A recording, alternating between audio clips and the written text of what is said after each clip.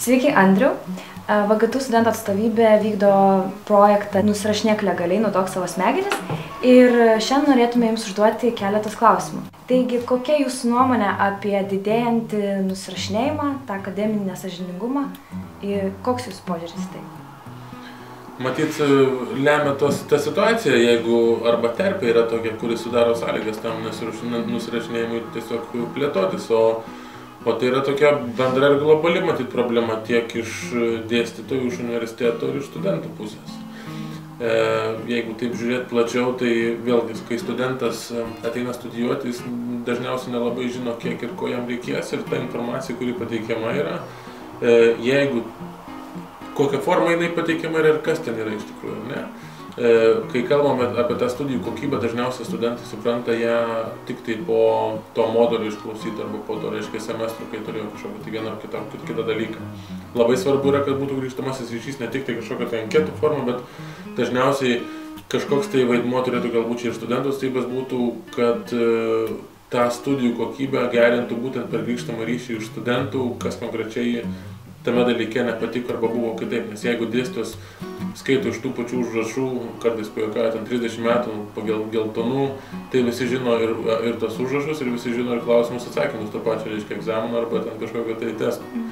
Tai vėlgi mūsų švietimo sistema dar neprieina prie to, kad klausimai per egzaminus arba per kažkokius tai koliokviumus būtų problematinio pobūdžio, tai yra kažkokių tai problemų sprendimo, tai nereiktų nurašyti grynai kažkokią tai skyriaus A, reiškia, penktą dalį, o kad tai būtų kažkokių tai problemų sprendimas pasitelkiant savo kūrybinės galias, savo žinias ir tai, ką jisai turėjo išmokti per tam tikrą kursą.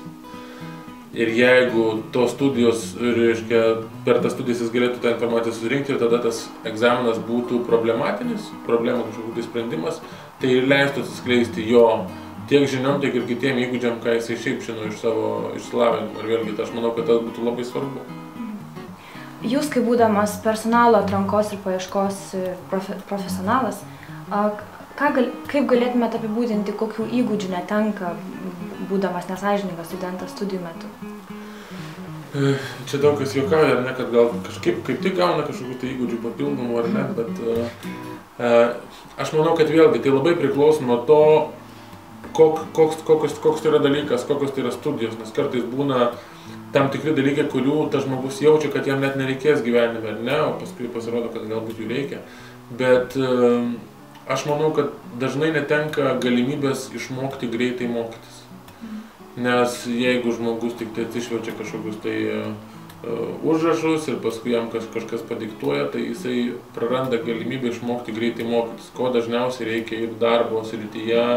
Visur reikia, atėjus į naują darbo vietą, reikia išmokti greitai viską, ko ten reikia, tada prisitaikyti ir dirbti. Ir tas mokymasis apdoroti daug informacijos per labai trumpą laiką, iš tikrųjų paskui padeda ir kitose gyvenimo situacijose. O kaip darbdavys gali pastebėti nesąžiningą studentą, kad jisai nusirašinėjo studijų metu? Manau, kad labai sudėtingai, nes darbo vietai matyti špargalkių nedaug reikia kažkokių, kur kažką galima slėpti. Matyti per tą jo orientaciją, per tai, kiek jisai darbo vietai pats orientuojas ir gali priimti ir kažkokius tai naujus dalykus, kuriuos tu jam duodi ir labai greitai perprasti. Nes jeigu žmogus nelabai susigaudo, mes visą laiką tada kvestionuojam irgi, gal vis tik tai tau neturėjo universitetas duoti to diplomo iš tikrųjų, ar ne?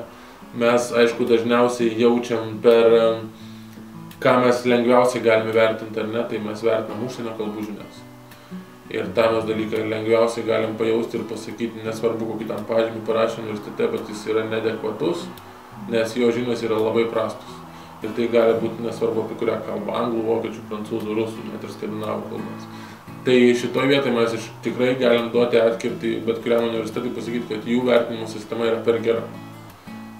Nes, tarkim, kalbų žinių labai daugam pritrūksta, ypatingai tų nevadybinių specialybių studentams, kurie ir taip yra įpratę bendrauti mažiau. Taigi, šiek tiek linksmesnis klausimas, ar savo studijų metu esate nusirašęs? Be abejo, kaip ir kiekvienas geras studentas privalo tam tikrus dalykus irgi daryti, tai yra tekę iš tikrųjų pasinaudoti šitom galimybėm. Bet tai vėlgi, tam tikri dalykai su to yra susiję. Iš tikrųjų vieno dalyko atveju tai buvo tai, kad faktiškai dėstytojas visą semestrą skaitė savo knygą per paskaitą. Tai mes kaip studentai juokavom, kad tą knygą ir namuose galim paskaityti. Tai jeigu dėstytojas vertina savo dalyką kaip savo knygos skaitimą, mes iš tikrųjų didelė dalis mūsų studentų nematėm prasmės labai papildomai ruoštis tam reiškia egzaminui.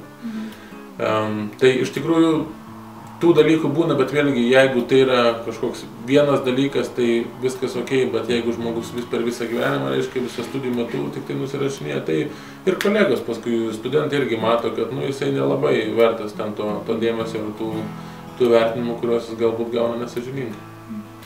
Aišku, o dabar sesija yra įsibėgėjusi ir ką galėtumėt palinkėti VGTU studentams? VGTU studentams galiu palinkėti keletą dalykų. Visų pirma, kad labai svarbu, kad aišku, kiekvienas studentas po savęs kažką palieka. Ne? Tai kad kai jūs baigėt savo, ką aš ir minėjau, kai jūs baigėt kažkokį tai modulį ir turite tam tikrų pastabų, labai svarbu, kad duotumėte tą grįžtamą ryšį. Galbūt, jeigu baisu tiesiai fakulteto administracijai, tai per studentų atstovybę, kad tie žmonės, tie studentai, kurie ateis po jūsų mokytis tuos dalykus, galėtų jos gauti žymiai kokybiškiau ir geriau negu jūs gauti. Iš kitos pusės labai svarbu, kad ir jūs patys stengtumėtės pakankamai pragmatiškai žiūrėti tuos, kurie nusirašinėja, nes, tarkim, kitose šalyse toks dalykas kaip nusirašinėjimas yra visiškai nesuprantamas. Ir ten netgi yra kaip ir geras dalykas, kai kažkas tai paskundžia, kad pas mus Antanas ir Petras nusirašinėja. Ir palinkėti iš tikrųjų noriu pačio pagrindinio dalyko, tai yra išmokti greitai mokytis, nes jo reikės visą gyvenimą. O tą dažniausiai galima daryti vakarais prieš egzaminą, likus ten 9 valandom, graužiant tą pačią knygą. Linkiu sėkmės. Ačiū labai.